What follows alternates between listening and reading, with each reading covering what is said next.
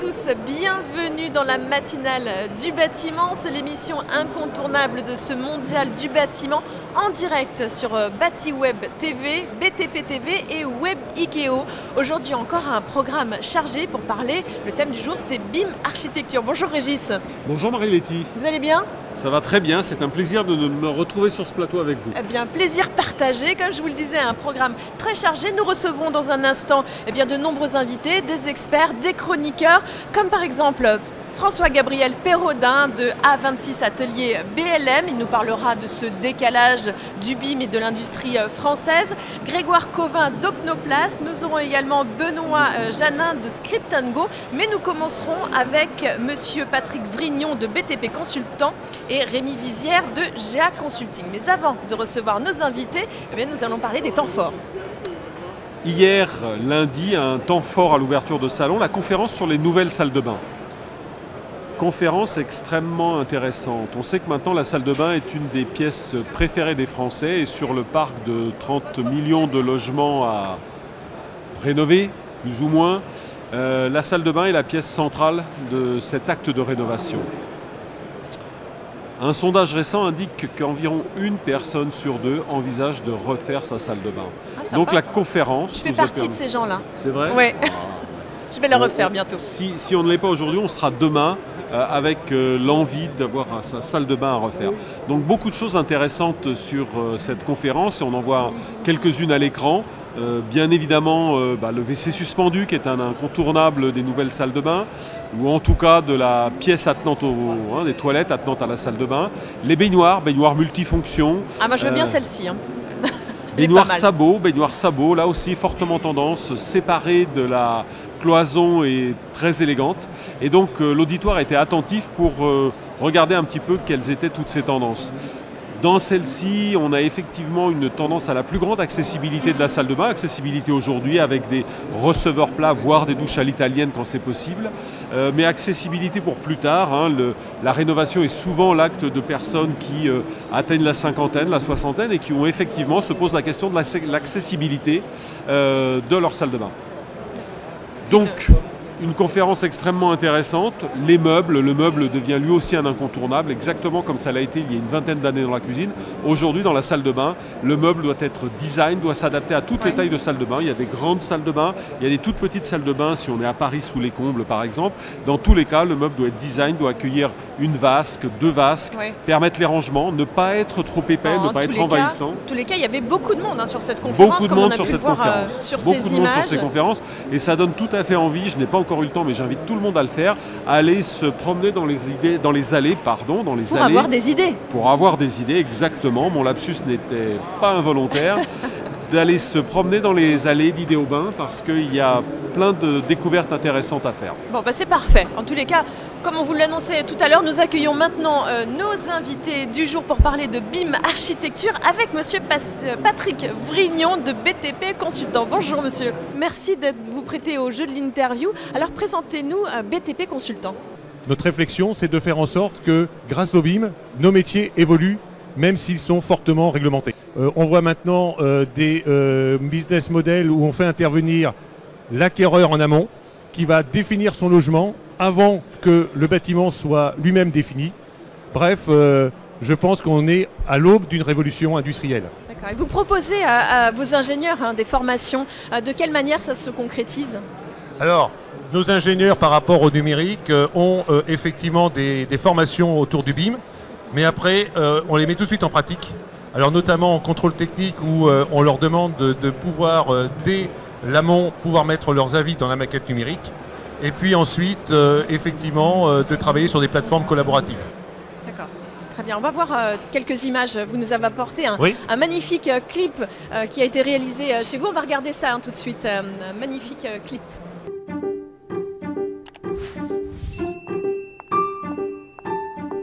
Avant, pour savoir si c'était réglementaire, je devais faire ça. Pour un architecte, il n'est pas facile de savoir si le projet respecte la réglementation avant le retour du contrôleur technique. On cherche, on fouille, on recommence, et finalement on doute des options prises. Et si vous utilisiez le BIM pour faire avancer plus sereinement votre projet? Check Solution vous permet d'imaginer des projets conformes à la réglementation dès la phase esquisse. je peux maintenant vérifier tout un bâtiment en un clic. Par exemple, dans cette chambre PMR, les espaces autour du lit ne sont pas conformes. Et je découvre même 5 autres non-conformités de ce type dans la maquette. Et c'est là que j'ai réalisé que la réglementation ne serait plus un frein à ma créativité. Au fait, vous savez qu'en plus d'accessibilité, vous pouvez vérifier la sécurité incendie? En un clic, j'ai la réponse. Les positions des menuiseries en façade ne sont pas conformes. Et là, je peux voir que la distance entre l'entrée du logement et l'escalier est supérieure à 10 mètres. Tout est devenu plus simple, plus sûr, ludique. Aujourd'hui, pour savoir si c'est réglementaire, j'ai juste à faire ça.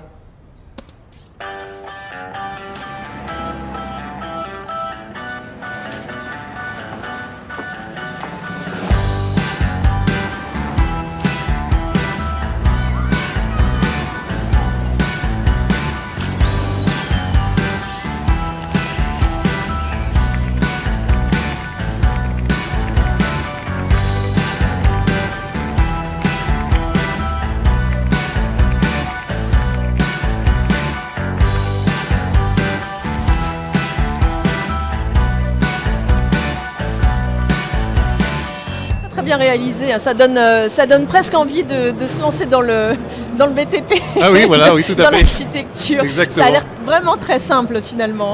Justement, le but c'est de simplifier, notamment là, en l'occurrence, la vérification de tout l'aspect réglementaire qui est quand même assez fourni dans le bâtiment et de faire en sorte que grâce au BIM, eh bien, on puisse avoir des vérifications automatiques dans la maquette et en fin de compte d'être plus autonome dans l'avancement de son projet. Sans faire d'analogie trop forte, on est dans une espèce de logique d'intelligence artificielle où en fait le savoir-faire est de plus en plus intégré en amont dans l'outil ou les outils ou les bases de données qui desservent l'outil et décharge les gens qui vont travailler sur le projet de la partie la plus ingrate. Absolument, c'est tout à fait ça.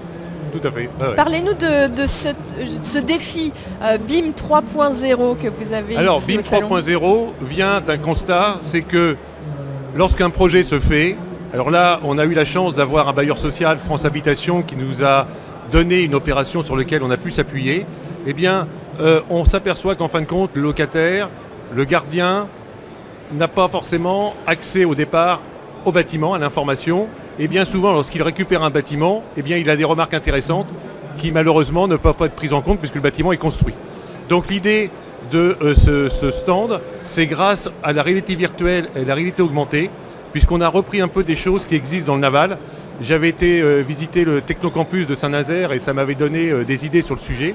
Eh bien, on donne la possibilité à des personnes qui sont, on va dire, proches du terrain, de pouvoir donner un avis directement dans la maquette. Et ces avis, on va montrer qu'en les prenant en compte, on va pouvoir aboutir à des projets moins chers, faits plus rapidement, à la fois au niveau de la conception et de la construction, moins cher, fait plus rapidement et de meilleure qualité d'usage. Et dès hier, nous avons eu 20 remarques sur le stand qui ont apporté des améliorations au bâtiment. D'accord, bon, très bien, donc ça porte déjà ses fruits.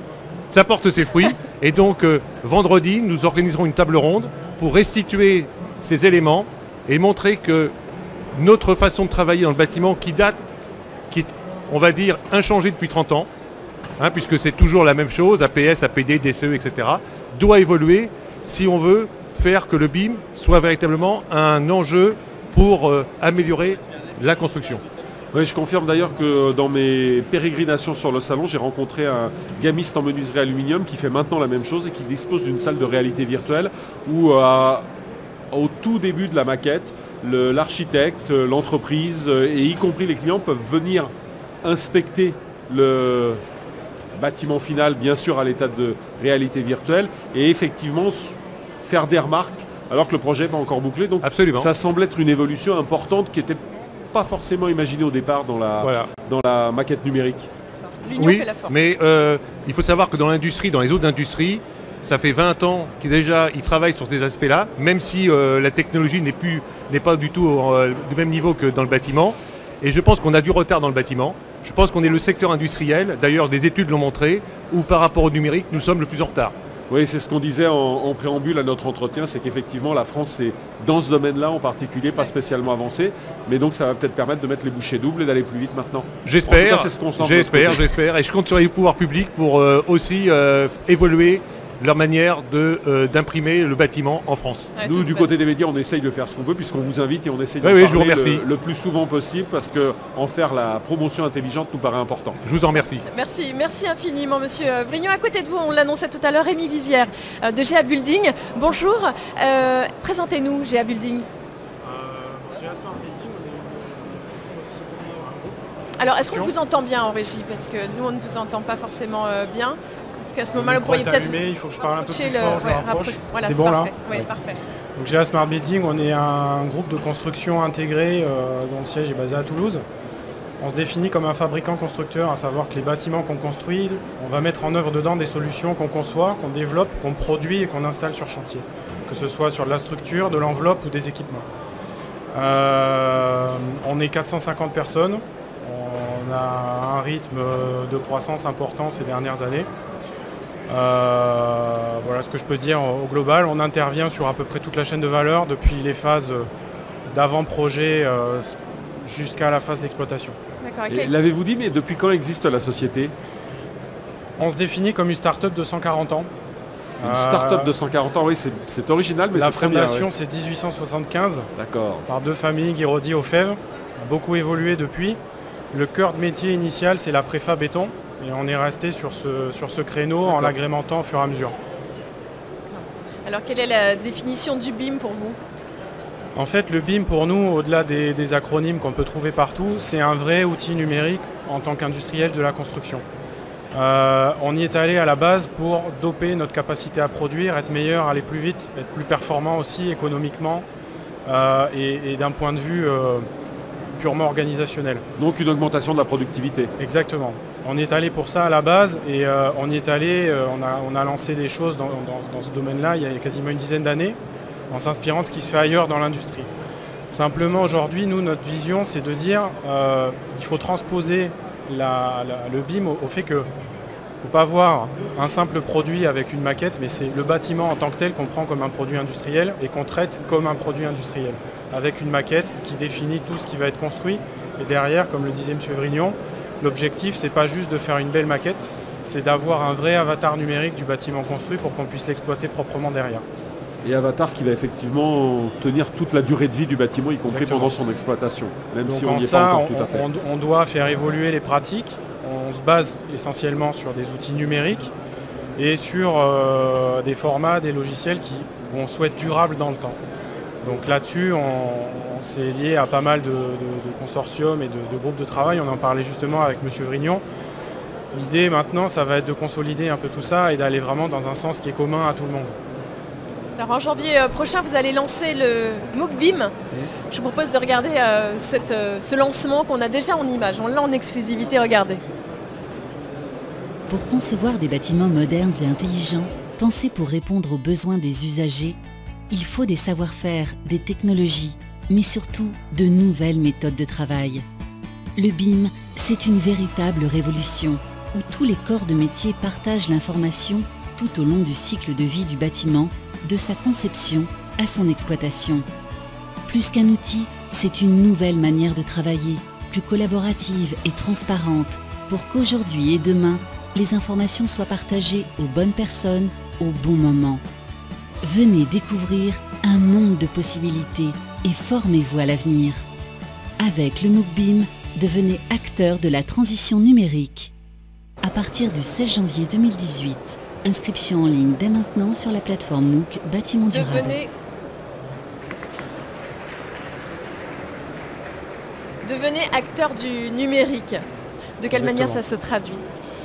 En fait, la genèse du MOOC BIM, c'est quand on s'est lancé dans la démarche il y a quelques temps déjà, on a essayé de voir ce qui existait en termes de moyens de formation avec un accès au grand public professionnel, mais également. On a constaté qu'il y avait un manque et du coup, ce qu'on s'est dit, c'est on est partenaire de l'INSA, qui est une école d'ingénieurs à Toulouse, et avec eux, on s'est dit, puisqu'il y a un manque, on va essayer d'aller un petit peu plus loin et d'être innovant dans notre démarche de fédérer les entreprises autour de nous et fédérer les personnes sur le sujet du BIM. Je vous pose une question en préalable parce qu'on semble faire comme si c'était évident. C'est quoi un MOOC?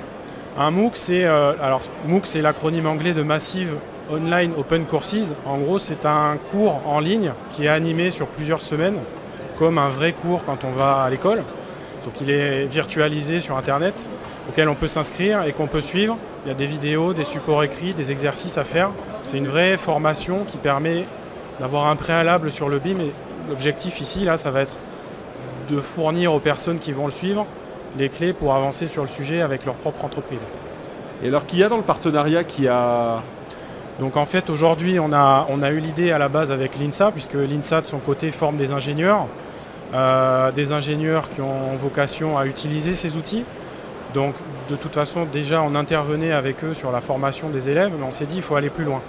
Il faut aider les entreprises qui ont déjà des personnes en place, qui ont déjà des outils en place ou pas, à évoluer, à prendre le virage et à nous suivre. Et quitte à avoir une démarche innovante pour nous, autant la partager et faire avancer tout le monde dans le même sens, ça ne peut être que bénéfique.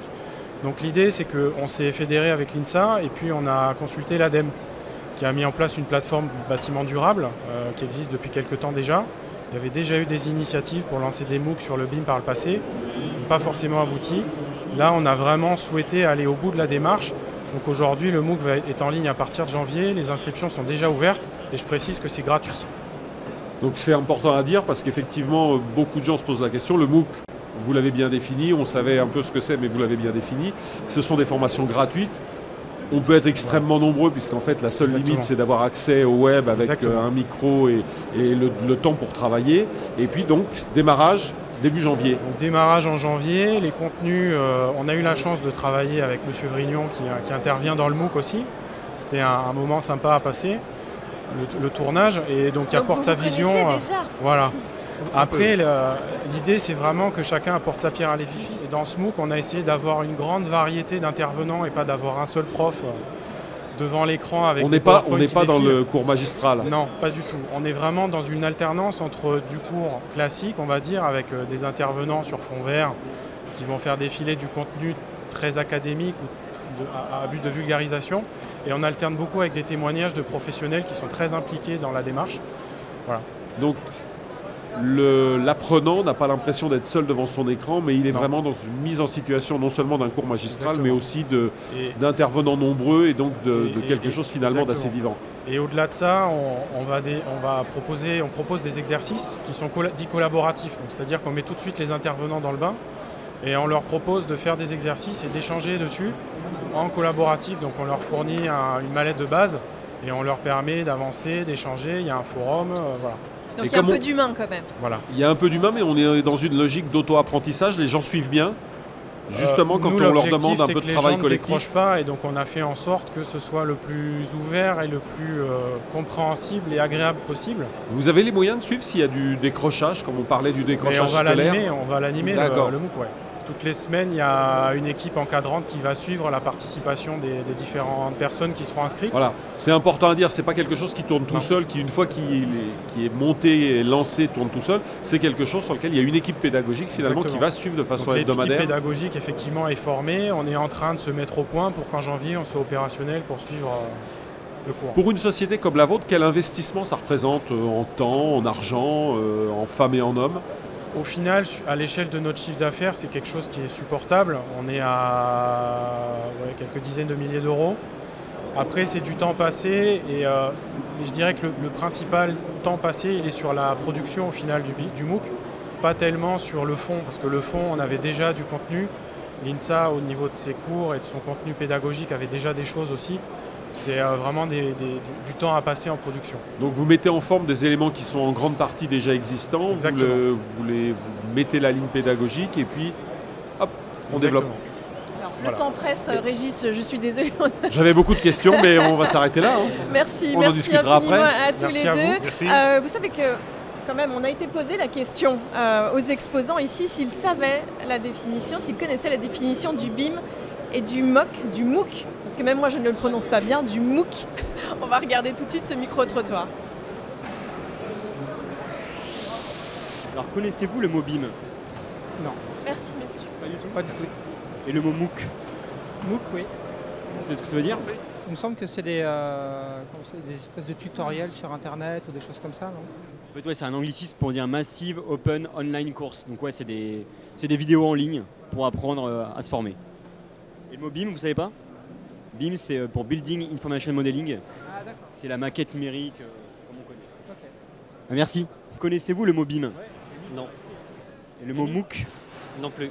Non. Et le mot MOOC? Non. BIM Non. Connaissez-vous le mot BIM? Je ne connais pas le mot BIM. Et le mot MOOC? Non plus. Oui. Et pour vous, c'est quoi? C'est toute la partie des objets connectés pour notamment les prescripteurs. Ok. Et est-ce que vous connaissez le mot MOOC? Non. J'en ai entendu parler, oui. Pour vous, c'est quoi? C'est un, comment dire, le BIM, c'est un réseau pour moi qui met en relation les différents professionnels du bâtiment. On va dire que c'est une bonne réponse. Alors, est-ce que vous connaissez le BIM? Non. Et les MOOC? Non. Oui. C'est quoi pour vous? Le BIM, c'est une mise en place en fait, de systèmes constructifs via les outils informatiques. Très bien. Est-ce que vous connaissez le terme exact en anglais? Je ne l'ai plus en tête. C'est Building Information Modeling. Est-ce que vous connaissez le mot MOOC? Non, du tout. M2OC, c'est pour Massive Open Online Course. Et c'est des cours en ligne gratuits pour apprendre ou pour se former. Tu m'entends? Par exemple à la construction durable ou encore au BIM. Oui, je connais. Ouais. Et pour vous, c'est quoi? C'est histoire de faire un projet immobilier autour d'une maquette numérique. Et donc c'est une démarche complètement collaborative entre les intervenants internes et externes. C'est exactement ça. Et les MOOC, est-ce que vous connaissez le mot MOOC? Oui. Je crois que c'est de la formation en ligne, ça. Ouais. C'est des cours en ligne, gratuits. C'est important de dire gratuit parce que c'est assez rare. Et donc voilà, c'est comme de la formation, exactement. Le BIM non, je ne connais pas. Jamais entendu parler? Non, jamais entendu parler. Et les MOOC? Non, je ne connais pas, non plus. Oui. Et c'est quoi pour vous? C'est les bâtiments, c'est la modélisation des plans par informatique. Alors, en anglais, ça veut dire Building Information Modeling. Et en gros, c'est la maquette numérique et c'est aussi les logiciels qui permettent à tous les corps d'État d'un projet de construction de communiquer, de partager des informations et de travailler ensemble. Et connaissez-vous le mot MOOC? Oui, ça c'est par Internet, c'est les cours en fait par Internet. C'est ça, exactement. Vous êtes la meilleure cliente pour l'instant. Merci en tout cas. J'ai une bonne note alors. C'est ça. Très bonne journée à vous, merci à vous. Bon, bof, ils ne savent pas trop en fait, hein. C'est pas encore, c'est pas encore sûr. Vous avez encore du boulot pour cela. Merci beaucoup messieurs. Regardez Julien Galinier qui est venu nous rejoindre. Votre ressenti sur justement ce micro-trottoir? C'est compliqué. Hein. C'est compliqué, dès que c'est en anglais, les gens ne savent pas trop ce que c'est dire. Alors la plupart voient quand même. Comme on voit, ils savent que c'est un réseau, qu'il y a de la maquette, que ça permet des échanges ou un partage. Mais ça reste compliqué pour eux de définir vraiment ce que c'est. Donc on en est là. Et c'est bien ça le problème. On va parler dans un instant de votre reportage que vous nous avez apporté. D'ailleurs, GA Building, ça vous dit quelque chose? Exactement, j'ai couvert 2 reportages pour eux, donc, dont un où j'ai rencontré Rémi pour Luminem. Donc tout est fait en full BIM, donc c'est une des entreprises qui en ce moment essaie de bouleverser le BIM, qui essaie de bouleverser justement même ses partenaires, qui essaie de former ses partenaires. Et justement, on a relevé dans mon reportage ce problème. 80% des personnes concernées ont compris l'intérêt du BIM. Mais le problème, c'est comment on y va. C'est-à-dire, c'est comme si on disait, bon, il faut que j'aille quelque part, mais comment j'y vais, je ne sais pas. Et il y a un manque d'informations chroniques là-dessus, et c'est ce que j'ai voulu démontrer dans mon reportage. On va regarder ça dans un instant. Juste le temps pour moi de vous dire merci d'être venu partager donc, ce point de vue. On ne manquera pas d'aller voir les résultats de BIM 3.0. Oui, volontiers, je vous convie tous à venir vendredi. Ok, on verra tout ça vendredi. On passera vendredi sur votre stand. Merci. On n'y manquera pas. Monsieur Vizière, quel est le site internet sur lequel on peut venir surfer pour voir toutes les informations? Très simple. On va démarrer une communication sur notre propre site, ga.fr. Au-delà de ça, la plateforme bâtiment durable de l'ADEME est accessible au grand public. On peut aller dessus. Bon, c'est pareil. Plateforme bâtiment durable sur un moteur de recherche. Et on tombe dessus directement. Les inscriptions sont ouvertes dessus. Donc mots-clés, plateforme bâtiment durable, ADEME, et on tombe forcément sur le MOOC et sur l'inscription du MOOC qui va démarrer, on le rappelle, en janvier. Merci infiniment, D'accord, messieurs. merci beaucoup, bon messieurs. Salon à vous. Très bon salon. Merci beaucoup. Alors Julien, parlons de ce reportage. Alors oui, là, je suis allé à la rencontre des architectes, d'industriels, d'étudiants en architecture pour savoir justement quel était le problème du BIM. Donc c'était la formation. Et donc j'ai cherché à savoir comment on y va et quels sont les moyens mis par l'État, par les entreprises pour se former à ce fameux BIM. Alors on regarde les images et puis on en discute juste après.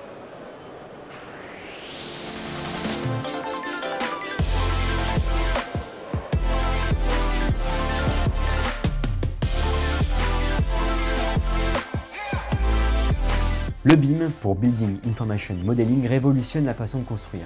Souvent expliqué à tort comme la simple maquette numérique, il est en fait bien plus que ça. Principalement un outil de partage d'informations.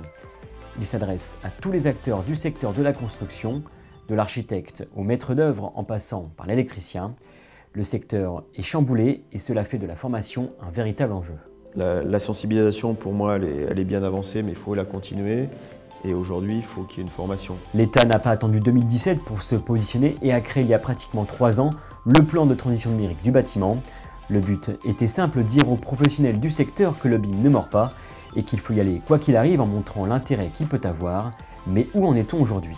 L'État, je dirais, il a fait son job. On pourra toujours faire mieux, mais bon, il a donné des financements, ce qui n'était pas simple au début. Il y avait quand même 20 millions, ce qui n'était pas rien. Il ne faut pas attendre que ce soit l'État qui explique aux gens. Les acteurs doivent reprendre en main leur formation. L'impression générale est qu'aujourd'hui, plus de 80% des concernés ont compris l'intérêt du BIM. La formation reste le problème majeur. Le PTNB arrive à sa fin et la question d'une phase 2 se pose. Il va falloir aller dans nos régions, dans nos départements, dans nos villes. Il va falloir aller voir les gens. Les éditeurs de logiciels doivent également former les acteurs sur leur plateforme. Lionel Blanquer-Delery va même plus loin et remet en cause les techniques de formation. Et là aussi, sur la formation, il faut qu'on change nos concepts. C'est-à-dire faire venir des gens dans une salle, oui, à un moment au début et à la fin. Et moi, je pense qu'à un moment, il faut de l'accompagnement physique. Et que les gens viennent dans l'entreprise. À un moment, il faut se déplacer, quoi. Bon. Une méthode commence à voir le jour depuis quelques mois avec les MOOC pour Massive Open Online Course. Ce sont des vidéos en ligne, courtes et précises avec un réel suivi via une plateforme, des certificats délivrés après avoir passé des tests et tout ça gratuitement. Le promoteur et constructeur GA Building en a justement créé un. Donc c'est un MOOC qu'on a développé avec l'INSA de Toulouse en partenariat. Ils ont une belle compétence, une belle expertise sur le développement de ce type de support ouvert, online. Et nous, on a apporté notre connaissance très pointue de la maquette numérique. Ensemble, on a développé ce programme de formation qui s'étale sur 4 semaines, qui est ouvert dès à présent, ouvert de manière large à toute population, aussi bien des chefs d'entreprise, des étudiants, des architectes, des bureaux d'études ou même des salariés d'entreprise pour les sensibiliser à l'importance de prendre ce virage technologique. Ce n'est pas un réel outil de formation, il explique de manière simple et efficace les bases du BIM. Le groupe GA, comme d'autres entreprises, forme d'ailleurs ses partenaires. On mène des campagnes de formation, c'est-à-dire qu'on a nos BIM managers qui vont chez nos partenaires pour les aider à développer le BIM chez eux, leur expliquer quel est l'avantage, si tant est qu'ils doivent le faire, et les aider dans le choix des matériels, par exemple, des équipements, etc. Et donc on essaye de faire monter avec nous, monter en compétence, tout l'environnement qui nous entoure. La nouvelle génération, déjà très digitalisée, doit se former dès l'école. Les architectes dépendent du ministère de la Culture et c'est donc bien à l'État de faire des efforts. Je pense que pour le moment elle est encore très différente. Après l'année dernière on a fait les assises du BIM avec toutes les écoles, le ministère, la profession ainsi que les étudiants. Je pense qu'on est sur une voie qui va nous emmener vers quelque chose de plus homogène dans les écoles. Après, il ne faut pas non plus que ce numérique prenne la main sur la conception. Xavier Soul, fondateur d'Abvent et qui a aussi dirigé une école d'architecture, confirme cette volonté chez les étudiants d'aller vers plus de formation. C'est aussi très hétéroclite dans les écoles d'architecture. D'une part, il y a un corps professoral qui a été un peu subverti par la base. Étonnamment, les étudiants ont souvent proposé aux professeurs de découvrir des choses. Et c'est normal, le corps professoral, je ne vais pas leur jeter à l'éponge, mais ils sont en train de faire de l'enseignement, ils ne sont pas forcément en train de faire de la recherche innovante. Je sais qu'il y a des espèces de mouvances importantes, une volonté telle d'innovation et que oui, on est en train de vivre des moments importants dans l'histoire de notre métier, nous d'architectes. Il faut bien comprendre que les architectes ont un rôle primordial à jouer. Ils sont la pierre de lance de la formation BIM pour expliquer à tous les avantages de cet outil, mais également le rôle central qu'il a dans les projets de construction. La France a certes du retard, mais les acteurs sont tous optimistes. La transformation digitale ne fait que commencer. Bienvenue si vous nous rejoignez, nous sommes toujours en direct de la matinale du bâtiment, toujours en compagnie de Régis Boudreau et Julien Gallienier, donc avec ce très beau reportage, beaucoup d'interviews. Ça vous a appris quoi finalement? Ça m'a appris qu'il y a un réel problème et que les corps d'État ne sont tous pas d'accord. Les étudiants révèlent un vrai manque d'aide de l'État, parce qu'on rappelle que les étudiants d'architecture, les architectes donc, dépendent du ministère de la Culture, et donc c'est bien à l'État de les aider, comme je le dis dans le reportage. Et l'État, par le club Prescrire ou par encore le PTNB, ont essayé de faire des démarches, mais apparemment ça n'a pas été assez loin, ils n'ont pas été assez à l'écoute des étudiants, des architectes eux-mêmes. Et c'est bien même aussi aux architectes d'essayer d'emmener tout le monde dans le même bateau, comme on dit, parce que c'est eux le centre d'un projet de construction, et c'est à eux d'emmener tous les acteurs d'un projet vers le BIM. D'accord. Est-ce que c'est dû à l'industrie française? Est-ce qu'on n'est pas prêt finalement? Alors c'est très français, hein, ça on le sait très bien, on a toujours du mal à s'y mettre. Alors, tous les acteurs sont tout de même très positifs, quand on s'y met on y va franchement, mais on a du mal à s'y mettre. Donc là on n'est pas prêt? On n'est pas encore prêt. Il faut encore travailler un petit peu. Surtout sur la formation, comme le révèle le reportage, c'est très compliqué de se former. Il y a des MOOC qui existent, comme on a vu avant avec Rémi, mais c'est des entreprises qui doivent, entre guillemets, se sacrifier parce que c'est des investissements gratuits. Il n'y a pas de rentabilité dessus, donc c'est des entreprises qui doivent se sacrifier parce qu'ils ont du mal à recruter. Et c'est bien, ça révèle bien la France en ce moment. Est-ce qu'ici, sur ce mondial du bâtiment, vous avez vu quand même un élan vers le BIM? Alors oui, juste derrière nous, juste derrière vous, Marie-Letty, il y a le CSTB qui propose de plus en plus de formations pour le BIM. La FFB doit s'y mettre aussi également, mais il faudrait que tout le monde se réunisse autour d'une table et que tout le monde aille dans la même direction et propose une formation typique dans les écoles pour les acteurs, pour les électriciens, pour les architectes, pour les entrepreneurs, pour les maîtres d'ouvrage, etc. Une formation pour chaque personne et ça irait beaucoup mieux. Donc si ça se trouve, quand on se reverra dans 2 ans, le BIM, le MOOC BIM sera vraiment une tendance et plus un élan. Logiquement, on devrait y être. Et d'ailleurs, je me suis inscrit au MOOC qui débute début janvier, donc je vous dirai plus tard comment ça se passe. Journaliste de BTP TV, va donc suivre un MOOC sur... c'est quoi le thème? Le MOOC BIM, donc sur la formation au BIM, donc c'est le MOOC du... C'est celui dont on parlait à l'instant. Exactement. Ça y est, vous êtes inscrit. Je me suis inscrit pour janvier, donc la rentrée commence en janvier. Beau projet, Julien, beau projet. Hein. Et puis un autre projet, un duplex. Dans un instant, on va vous laisser y aller.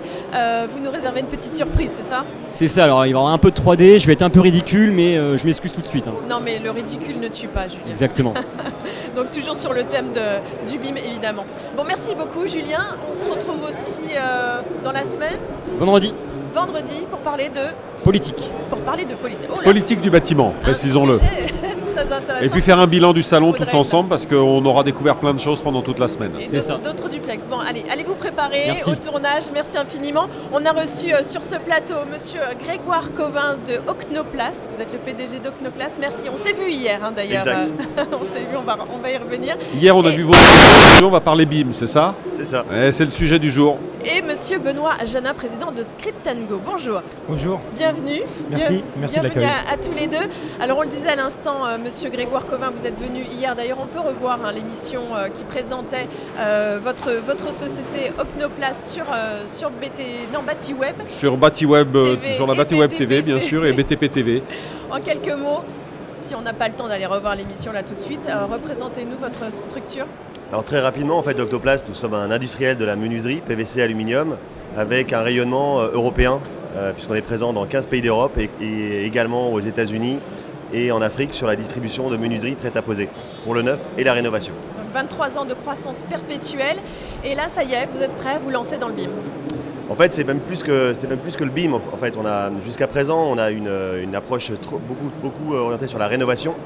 Et au niveau du groupe, au niveau européen, il y a un élan sur le neuf. Donc il y a une vraie stratégie d'implantation de BIM au niveau européen, et je ne parle pas uniquement sur le marché français, avec l'intégration de BIM Manager dans le sein de nos équipes pour pouvoir mettre en place ces solutions et ces bibliothèques pour les architectes en France, en Allemagne, en Pologne, en Italie et même ailleurs.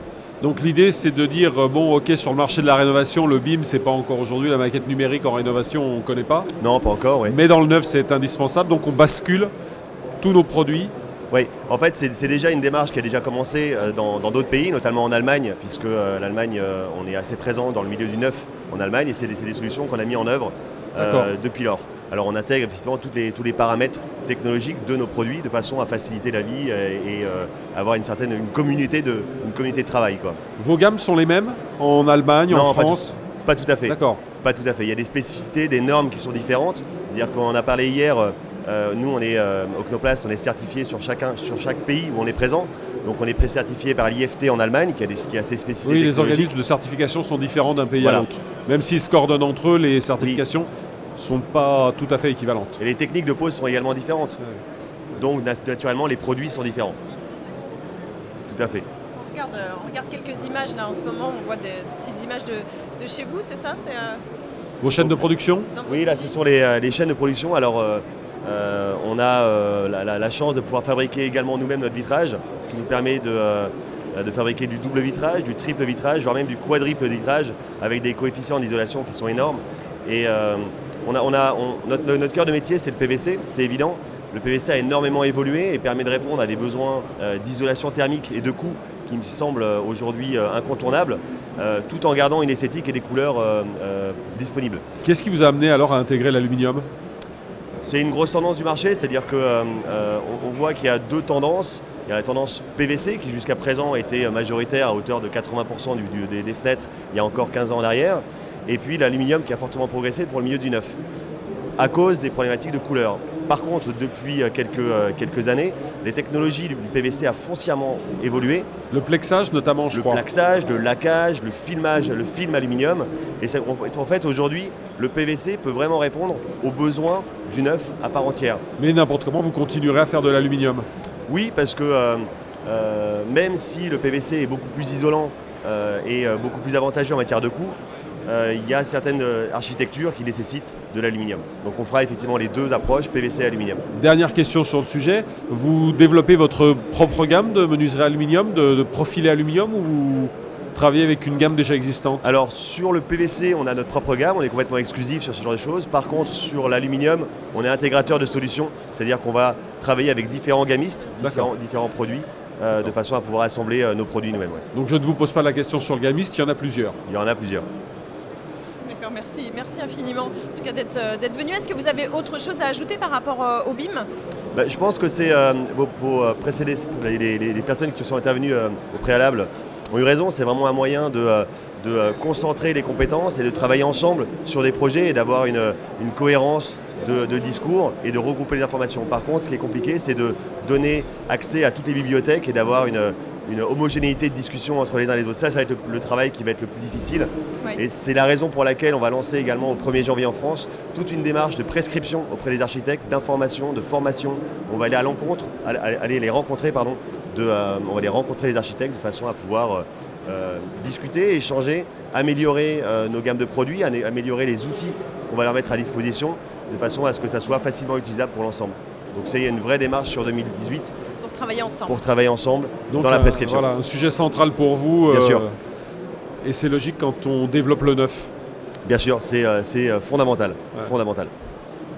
Et Script & Go, c'est quoi Script & Go? Alors, nous, on vient de la recherche informatique, et on s'est intéressé à la construction il y a 6 ans, à la création, pour essayer pour dématérialiser. Nous, notre métier, c'est de dématérialiser, c'est remplacer le papier par le format numérique, en essayant de garder les habitudes naturelles de l'être humain, c'est-à-dire on annote avec un stylet, donc on utilise des stylets, et puis donc on a développé une solution qui s'appelle Batiscript, qui permet de suivre un projet, un chantier, pour les architectes. Projet chantier, on est bien sur le chantier là. On est sur le chantier, voilà. On est sur des acteurs, des opérateurs qui sont sur le chantier. C'est important à préciser. Notre population sont vraiment ceux qui sont sur le chantier. Conducteurs de travaux, les techniciens, tous ceux qui œuvrent à la construction, à la rénovation d'un bâtiment, d'une œuvre. Et nous, ce qu'on va apporter, c'est de la saisie de l'information. Et donc, quand on saisit l'information, apparemment, je suis trop près. Vous êtes un peu près du micro. Un peu près, voilà. Et donc, quand on saisit l'information, c'est pourquoi? C'est pour remonter des défauts, des choses à améliorer. Et donc, on a réussi à créer une chaîne d'information, pas comme BatiWeb, mais faire en sorte que les différents acteurs puissent communiquer entre la maîtrise d'ouvrage, la maîtrise d'œuvre et les entreprises, pour faire en sorte qu'un défaut soit corrigé plus rapidement. Et donc derrière, on va diminuer le temps des projets, on va réduire le temps de passer au bureau pour les acteurs, les chargés d'affaires, et puis aussi améliorer le confort des collaborateurs puisqu'on remplace le papier par du format numérique. Donc la réunion de chantier hebdomadaire ou quotidienne, suivant l'étape du chantier, c'est fini, il n'y a plus de papier, on a maintenant une tablette. Elle est dématérialisée, il n'y a plus le fait, tu ne me l'avais pas dit, maintenant c'est si, je te l'ai dit, en plus tu vois j'ai mon smartphone qui me dit que il y a une preuve. Donc on est dans l'écrit, donc la preuve. Comme on dit, les paroles s'envolent, l'écrit reste. On est dans cet élément-là. On est aussi dans le partage d'informations. Je sais en temps réel les défauts que je dois corriger. Je sais, par exemple, on parle de BIM tout à l'heure, que le BIM, ça nécessite aussi plusieurs acteurs de communiquer. Donc on fait en sorte, nous, de pouvoir apporter cette brique de communication entre les différents acteurs. Et donc derrière, ce qu'on voit depuis 4 ans maintenant que le logiciel a été proposé à nos clients, c'est que nos clients gagnent du temps, beaucoup de temps, notamment les conducteurs de travaux, les techniciens. Dans la préparation, ils n'ont plus besoin de passer au bureau le matin, donc ils sont plus présents sur le terrain. On gagne du temps sur la délivrance des projets, voilà. Et sur la qualité, c'est-à-dire qu'on voit que les promoteurs ont moins en moins de réserves sur leurs projets. Ah oui, ça c'est un bon indicateur. En fin de chantier, le taux de réserve baisse considérablement. Donc, hier, j'étais chez un client qui me dit maintenant je suis à 2-3 réserves, là où il y a 4-5 ans, on était à des centaines. Mais alors, est-ce que ça implique que tous les acteurs qui travaillent sur un même chantier soient équipés? Alors de plus en plus, oui. C'est-à-dire qu'aujourd'hui, on équipe... Mais je vous coupe juste, mais s'ils ne sont pas tous équipés, comment ça se passe? Souvent, c'est le client, notre client qui leur met à disposition cet outil. D'accord. Voilà, il leur met à cette disposition pour dire, écoute, tu veux travailler avec moi, je te propose qu'on échange avec cet outil. Ça fait partie du cahier des charges, des prérequis. Tout à fait. Ça fait partie des prérequis et donc ça prouve l'utilité de l'outil si effectivement le... Aujourd'hui, nos prescripteurs sont nos clients. Et alors c'est qui là dans ce cas-là le prescripteur? Alors, les prescripteurs, l'entreprise générale, entreprise générale, promoteur, entreprise, les constructeurs, les architectes, les sociétés d'agencement, mais aussi des entreprises qui œuvrent sur le terrain et qui ont besoin de dématérialiser, qui disent moi j'ai besoin de signer des documents, faire des comptes rendus, j'ai besoin de faire des réunions de montage à distance. Et donc nous on propose ces briques qu'on va essayer de personnaliser. Et comment ça s'intègre avec justement les éléments de la maquette numérique? Alors bien, c'est-à-dire que d'une part on est en mobilité, donc on n'est pas derrière son bureau, on n'est pas derrière son poste de travail, donc nous on va travailler sur des viewers, c'est-à-dire qu'on va avoir des coupes de dessins, on va annoter ces coupes de dessins pour pouvoir les partager. Parce que ce qui est important, c'est l'information. Le BIM, il est important dans la visualisation de la maquette, de voir, mais derrière, c'est de voir durant le projet s'il y a des choses à modifier. Et la meilleure façon de l'informer, c'est de l'annoter et de partager l'information. C'est ce qu'on apporte. Donc nous, on va s'interfacer au BIM, qui devient l'outil de communication actuel, mais surtout de venir. D'accord. Et il n'y a pas de... question de poids de fichier, de lourdeur d'informations à transférer. Comment vous réglez ça? Alors, tout à l'heure, j'en discutais avec un de vos confrères. C'est qu'aujourd'hui, par exemple, sur le PDF, on va lire un PDF, on parle de PDF vectorisé, mais on a développé, nous, toujours des éléments supplémentaires qui permettent une meilleure lecture plus facile. D'accord. Vous allégez, allez, on va le dire vulgairement, vous allégez le poids des fichiers. Exactement. On allège le poids des fichiers pour permettre une lecture plus facile. Aujourd'hui, vous n'allez pas attendre 3 minutes que votre fichier se télécharge. Oui, et puis une tablette, quelle que soit sa qualité, elle n'a pas la puissance de calcul d'un ordinateur de bureau. Monsieur Covin semble très intéressé parce que... On est voisins en plus. Vous êtes voisins. On est bretons tous les deux. Ah oui, en plus, alors là, la Bretagne. Et quasi dans la même rue. Ouais, donc ça vous intéresse? Et vous l'avez découvert sur le plateau là? Oui, on vient juste de se rencontrer. Ouais. Est-ce que ce genre de concept vous intéresse? Bien sûr, en fait, c'est ce qu'on disait au préalable, ce qui est important, c'est d'essayer de fédérer toutes les compétences des uns et des autres pour rendre les applications plus viables et faciles d'utilisation.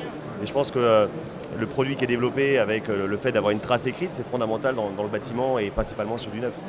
Et une autre évolution aussi du métier, parce qu'on le voit aujourd'hui, c'est-à-dire les acteurs comme Octoplast ou des fournisseurs d'équipements sont aussi intéressés pour mesurer la qualité de service perçue des prestataires. C'est-à-dire, moi je vais bosser avec vous, ok, je décide de m'équiper de la solution et c'est mon client qui va évaluer la qualité de la prestation. Et donc derrière, globalement, demain, j'aurai un genre de TripAdvisor sur la prestation réalisée et la qualité perçue par vous. Ça fait pas peur à certaines entreprises?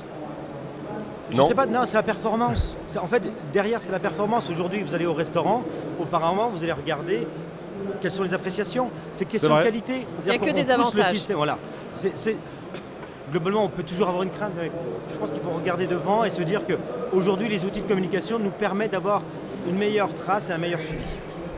D'accord. Parlez-nous de ce guide de transformation numérique, digitale, que vous avez mis en place. J'ai été fouiller un petit peu, j'ai vu ça sur Facebook. Exactement, oui. On a fait un observatoire, en fait. On a fait un observatoire depuis l'été. On a questionné nos clients, savoir un peu quel était l'apport d'une solution. Et on voit aujourd'hui que l'apport, il est à différents niveaux. Et toujours, je pense que nous, ce qu'on essaye à notre échelle, à notre taille, c'est d'apporter une facilité de saisie. Et donc un élément supplémentaire pour l'année prochaine, on va apporter la reconnaissance vocale. Donc c'est-à-dire que je vais être sur un chantier, je vais pouvoir informer et derrière ça va renseigner directement un formulaire. Parce qu'on sait que là on peut gagner du temps. Alors bien sûr que ça sera possible dans certains cas, pas partout, mais voilà. Ça nécessite une connexion 4G qui fonctionne. Non, on va travailler en offline. Vous allez travailler. Oui, voilà, ça c'est une magnifique solution. Voilà, c'est ça. Ouais.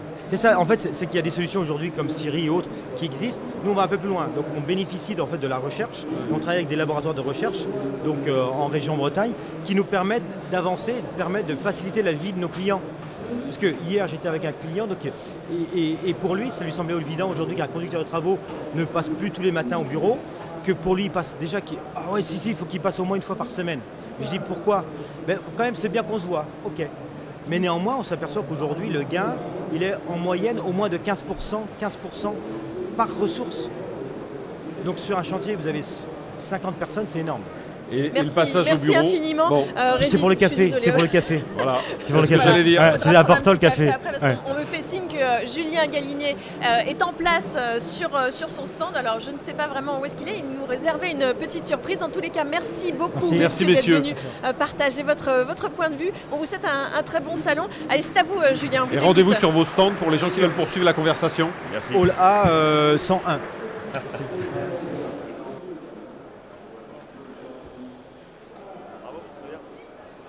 Bonjour Anne-Marie. Bonjour. Alors nous sommes sur le stand BIM 3.0, donc expliquez-nous un peu ce stand. C'est un stand organisé par 3 co-baptistes qui sont très enthousiastes et qui voulaient démontrer qu'on pouvait construire en collaboratif et en participatif.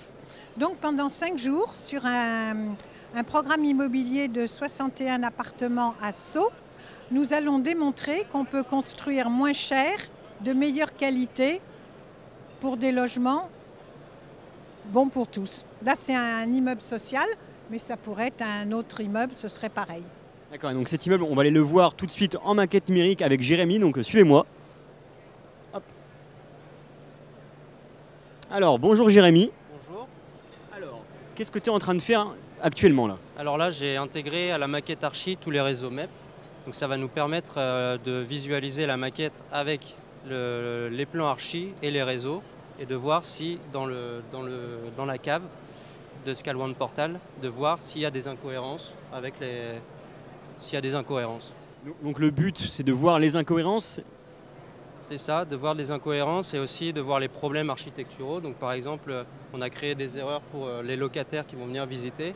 Ils vont pouvoir remarquer que des portes sont trop petites ou des murs sont jaune fluo ou d'autres problèmes que nous, on n'aurait pas forcément pu remarquer quand on a dessiné la maquette. Donc ça, on va les voir directement dans la box. C'est ça. Ok, et ben allons directement aller voir Emmanuel, donc qui va nous présenter toutes ces erreurs et cette fameuse box.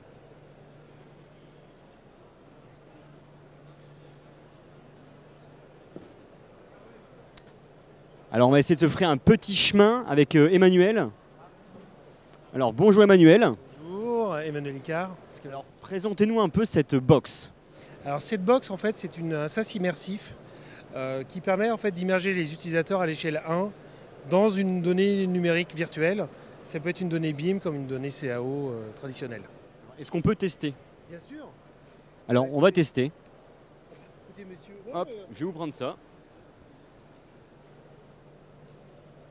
Alors voilà, donc je ressens pas trop à quelque chose avec ça, mais bon. Non, donc vous allez me piloter, oui, c'est ça avec la manette? Je vais gérer le déplacement effectivement, parce que pour que vous puissiez observer l'environnement.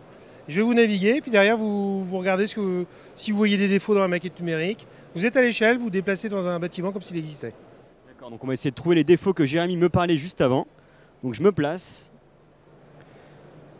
Là, typiquement, vous voyez, vous pouvez marcher à gauche, à droite. Le point de vue va s'adapter par rapport à votre position. D'accord. Ok. Ah oui, c'est marrant. C'est un peu perturbant, mais c'est marrant.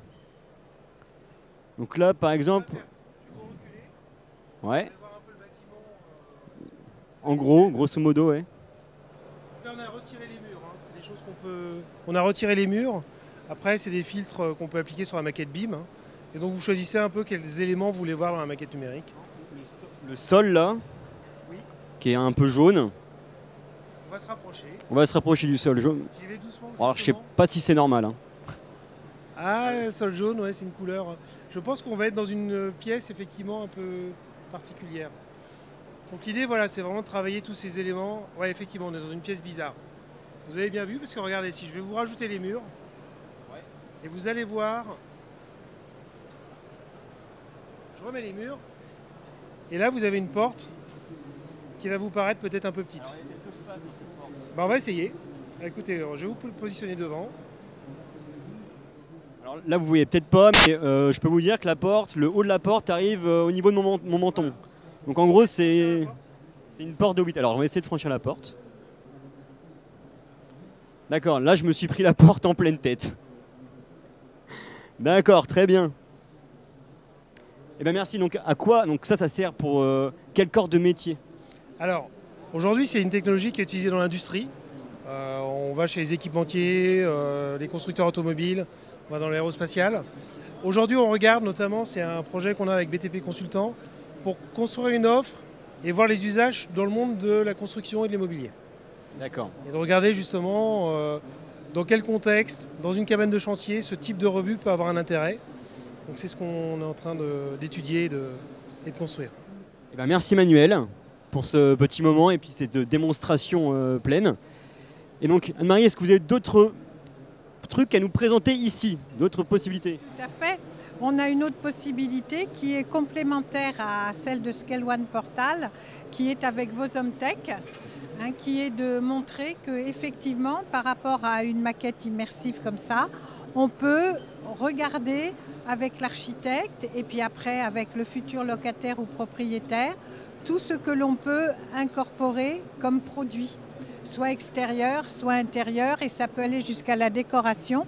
Et pour l'utilisateur final, ça peut aller même jusqu'à mettre en situation ses propres meubles ou les acheter sur Internet, sur des sites dédiés.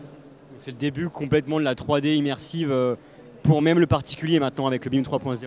Depuis le début de la construction jusqu'à la livraison, la réhabilitation, c'est plus difficile, il faut prendre les problèmes les uns après les autres. Et là, dans l'expérimentation que nous mettons en place, aujourd'hui on avait des gardiens d'immeubles qui sont venus et demain on aura des locataires.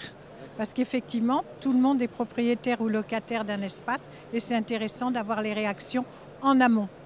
Merci Anne-Marie pour ce moment. Et Marie-Letty et Régis, donc voilà, le BIM 3.0, voilà ce que c'est. Donc bientôt on pourra visiter nos logements et même les aménager directement de n'importe où. Cette application-là est possible dans les appartements de chantier, dans les maisons de chantier. Ça pourra être en place dès 2018 avec une commercialisation très bientôt. Et donc c'est à vous maintenant. Je vois que vous vous amusez bien quand même, Julien Galguinier, sur ce mondial du bâtiment. Bon, on a hâte de découvrir d'autres duplex avec vous, notamment donc ces revues immersives BIM. Ça rendait pas forcément grand-chose de notre point de vue. Il faudra qu'on aille voir et qu'on aille tester. Il faut aller sur le stand, on est sur un salon, il faut aller sur le stand. Il faut y aller, en effet. Alors, on a reçu donc sur le temps de ce duplex, eh bien, monsieur François-Gabriel Pérodin. Alors, vous avez plusieurs casquettes, bonjour. Bonjour. Alors, donc, plusieurs casquettes, c'est l'Union nationale des syndicats français d'architectes, mais vous êtes plus, vous êtes plus BIM manager de la société A26 Atelier BLM. Alors c'est quoi cet atelier? Alors la société A26 est un groupement d'architectes qui regroupe aujourd'hui 6 sociétés d'architecture qui couvrent l'ensemble des domaines de l'architecture et qui met ses moyens en commun, notamment sa cellule de BIM management qui a été à la base développée surtout par l'atelier BLM. Donc monsieur Blanquer de Léry. Alors vous êtes BIM manager, voilà. C'est quoi un BIM manager? C'est quoi? C'est un coach? Alors non, mes casquettes sont multiples. Expliquez-nous tout. Alors la première, le rôle du BIM Manager, c'est très très important parce qu'on voit partout les gens se trompent. Le BIM Manager, c'est un contrôle qualité. Le BIM Manager, il prend les demandes de la maîtrise d'ouvrage, il prend un cahier des charges, il le transforme en process et ensuite il contrôle la qualité et le suivi de ce process. Ça, c'est le job du BIM Manager. Aujourd'hui, ce qu'il faut comprendre avec le BIM, c'est qu'on parle d'une vraie révolution d'une industrie en entier. On l'a vu aujourd'hui, le BIM, d'abord, c'est un nouveau support. C'est une maquette numérique qui comprend toutes les données du bâtiment, qui sont renseignées au fur et à mesure. C'est vraiment un modèle virtuel, et si vous allez sur le stand d'ailleurs, vous allez voir, BIM virtuel, vous allez bien voir qu'on parle de bâtiment virtuel. On le visite avant sa construction, ce qui nous permet notamment d'appréhender tous les problèmes lors du chantier. Voilà. Ça, c'est la partie maquette numérique renseignée. Le BIM, c'est également un process. C'est un nouveau process, des nouveaux outils, des nouvelles méthodes de travail, des nouveaux logiciels, des nouvelles formations. C'est tout un nouveau mode de travail, tout un nouveau process de production. Le BIM, c'est encore autre chose. Le BIM, on le met en place dès la conception du programme du bâtiment. Ensuite, moi, ma spécialité, c'est la conception du bâtiment. Ensuite, on passe en phase réalisation chantier où il faut suivre le BIM, on transforme la maquette en maquette DOE. Juste une question, le BIM Manager, il suit aussi cette phase-là? Le BIM Manager suit tout ça. Alors, après, je reviendrai justement sur les différentes casquettes. Donc ensuite, on passe en phase construction et enfin, à la fin de la phase construction, on livre une maquette qui peut servir à la GMAO, donc gestion et management assisté par ordinateur, qui va suivre la vie du bâtiment, jusqu'à éventuellement sa démolition ou sa déconstruction. On va savoir quel matériau récupérer où grâce à la maquette BIM, justement. Et ensuite, éventuellement, si on refait un projet ou de la rénovation, on va pouvoir récupérer les premiers éléments de la maquette BIM jusqu'à là. Donc, on parle d'une vraie révolution d'une industrie en entier, et c'est ça qui est passionnant. Ce qui fait que j'ai plusieurs casquettes. Je suis BIM Manager, certes, mais je suis expert BIM, ce qui me permet d'accompagner les différents acteurs. Donc, en tant que BIM Manager, dans la cellule de BIM Management, on prend plusieurs missions. D'abord, on assiste les maîtrises d'ouvrage. C'est très important. Aujourd'hui, le BIM, c'est neuf, c'est une révolution, c'est calé sur les modèles anglo-saxons et il faut changer la manière dont on travaille. Ce qui veut dire qu'il faut changer la manière dont on conçoit déjà le programme du bâtiment. Donc mon job, en grande partie, c'est de faire beaucoup de pédagogie et beaucoup de vulgarisation auprès des maîtrises d'ouvrage. On l'a vu dans le Brico Trottoir ce matin, il y a effectivement les gens appréhendent globalement ce que c'est, mais ne comprennent pas forcément comment ça se met en place. Donc votre boulot, c'est avec vos 1000 bras, ou plus de bras que de casquettes en tout cas, vous attrapez tout le monde et vous faites œuvre de pédagogie. Exactement. Vous savez très bien expliquer, Régis. J'ai tout compris. Le but, c'est de fédérer tout le monde. Le BIM, c'est un process collaboratif, on fédère tout le monde. Une fois que j'ai aidé la maîtrise d'ouvrage à définir ses objectifs, notamment stratégiques, je fais partie, alors je suis BIM Manager, mais je fais partie d'une société d'architecture et en général j'encadre les architectes, car déjà au sein de l'entreprise d'architecture, de la société d'architecture, déjà la transition au BIM n'est pas évidente. Donc nous, grâce à notre cellule BIM, on peut faire des projets modèles et on peut aller vraiment très très loin déjà dans l'intégration des informations du BIM. Ensuite, quand on passe en transition, ma troisième casquette, c'est à nouveau d'encadrer la maîtrise d'ouvrage et souvent les AMO, puis la maîtrise d'œuvre d'exécution, pour leur faire comprendre que, certes, on nous demande des cahiers des charges tout BIM, tout BIM, par exemple, on va demander à un petit ferronnier de nous rendre ses garde-corps en BIM. C'est un vrai souci, donc aujourd'hui, moi, mon job, en grande partie également, c'est de faire l'interface avec ces entreprises, de mettre en place des process qui permettent à tout le monde d'intégrer le BIM petit à petit. Juste une question en passant, je vous interromps juste une minute. Est-ce que ça veut dire, par exemple, aujourd'hui, on est entouré de plein de fabricants, hein, c'est leur place sur le salon. Est-ce que ça veut dire aujourd'hui qu'un fabricant qui n'aurait pas encore créé les maquettes BIM de ses produits serait pénalisé? Non, il y a le temps. Il y a le temps. Aujourd'hui, il y a une vraie dichotomie entre les directives qu'on reçoit, parce qu'on est en retard d'un point de vue européen, nous donne des directives très strictes, et la situation de l'industrie. Ce qui veut dire que même les gens qui se sont mis aujourd'hui au BIM, en France en tout cas, quand on récupère par exemple des bibliothèques de famille, de constructeurs en ligne, toutes les informations ne sont pas renseignées. C'est normal, on parle d'une révolution. Et c'est pas gênant pour l'existence globale d'un projet BIM? Alors c'est là que c'est très important, que notre rôle est très important, c'est justement de faire comprendre en maîtrise d'ouvrage qu'au jour d'aujourd'hui, on va leur livrer la meilleure qualité de maquette BIM possible. Ensuite, par exemple, dans le cadre de fenêtres d'un fabricant qui n'aurait pas toutes les informations, on va demander au bureau d'études de renseigner les informations manquantes, mais qui n'est pas partie intégrante du process BIM. Ça fait partie des adaptations qu'on apporte aujourd'hui dans la démarche. Et on peut quand même inciter les industriels à multiplier leur gamme en objets BIM utilisables dans les outils que vous mettez en œuvre. Et l'industrie française, par rapport au reste du monde, on en est où? On s'y met. Alors c'est bien, en France on a de la chance, on a un gouvernement très fort et très décisif. Donc on s'y met, on suit les directives, mais c'est vrai que ça prend du temps. Quand on a un catalogue de 50 000 produits différents, modéliser 50 000 produits différents en BIM et faire un contrôle qualité de ces produits, ça prend énormément de temps. C'est du temps, des ressources et donc de l'investissement financier. Mais par rapport aux États-Unis par exemple, on est en retard, Alors par rapport aux États-Unis, c'est très différent. Il faut savoir qu'aux États-Unis, tout est intégré. D'accord. Eux, c'est déjà intégré. Comme au Royaume-Uni, l'architecte en général fait les plans d'exécution, pas l'entreprise. Donc on est sur quelque chose de différent. C'est l'architecte qui rentre ces informations. L'entreprise n'a plus qu'à construire ce que l'architecte a créé. En France, on fonctionne différemment. L'existence de plusieurs métiers fait qu'effectivement la chaîne, votre rôle de coordination et de pédagogie sur la chaîne est important. D'autant plus important. Puis on l'a vu dans le micro-trottoir des exposants, ils ne savent pas vraiment encore ce que ça signifie réellement. Exactement. Encore une fois, on parle d'une révolution d'une industrie. Ça prend des années. On n'en est qu'au début. Sur la partie qu'on avait évoquée rapidement tout à l'heure, le suivi de la vie du projet, vous avez déjà aujourd'hui livré des maquettes BIM qui vont permettre aux exploitants d'un bâtiment d'utiliser la maquette pour l'exploitation quotidienne du bâtiment? Alors le BIM est très jeune. Aujourd'hui, on est en cours de livraison de ce type d'opération. C'est vrai que le BIM est très jeune, donc forcément aujourd'hui, la majorité de nos opérations sont en phase étude. On en a livré quelques-unes en BIM, mais en termes de transition en phase d'exploitation, on en est encore au début. Ça va demander aussi à ces exploitants d'intégrer le savoir-faire et de changer un peu de siècle et d'outils. Alors il faut suivre le salon, je ne sais pas ce qu'il y a aujourd'hui, je n'ai pas regardé exactement ce qu'il y a aujourd'hui, mais par exemple je sais que dans les projets d'hôpitaux, pour vous donner un exemple de ce que le BIM va vous apporter dans le futur, dans les projets d'hôpitaux, aujourd'hui on a des systèmes de GMAO qui permettent par exemple de géolocaliser les chirurgiens.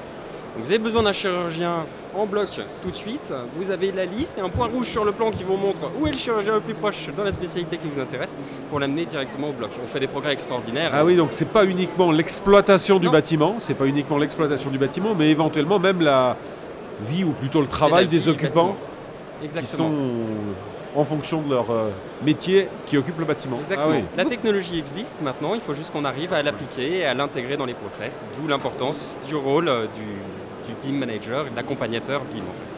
Vous parlez comme un vrai passionné. J'adore. Ça fait longtemps que pour vous le BIM existe et est intégré dans votre vie? Alors le BIM, moi j'ai découvert en 2009 au Royaume-Uni. Voilà, quand j'ai passé 1 an et demi au Royaume-Uni avec ma compagne, c'est un peu personnel. Où est-ce qu'on peut trouver tous les renseignements sur les ateliers, sur A26 ateliers BLM? Eh bien, allez sur le site internet tout simplement, donc atelierblm.com ou a26.eu. Merci, voilà. Merci infiniment d'être venu partager ce moment avec nous sur le plateau. Merci beaucoup. L'émission se termine déjà. Régis, on en avait encore plein de questions. Oui, on avait plein de questions. Mais demain, je vous promets, on a une nouvelle émission, une nouvelle matinale du bâtiment où on se donne rendez-vous demain en direct pour parler de santé et prévention avec la société Uvex Ekel et notamment le directeur général Stéphane Nikonov. Ensuite, nous aurons Christophe Tessier, le directeur de Cerib, Philippe Guérin, Testo. Et Suzanne Déhou, Medi-Eco, docteur en médecine et spécialisée depuis longtemps dans la qualité de l'air. Et puis des chroniques avec Rose Colombel qui viendra aussi nous parler de santé, prévention, des experts et encore plein d'autres invités. Merci beaucoup Régis. Merci Marie-Letty et à demain. À demain.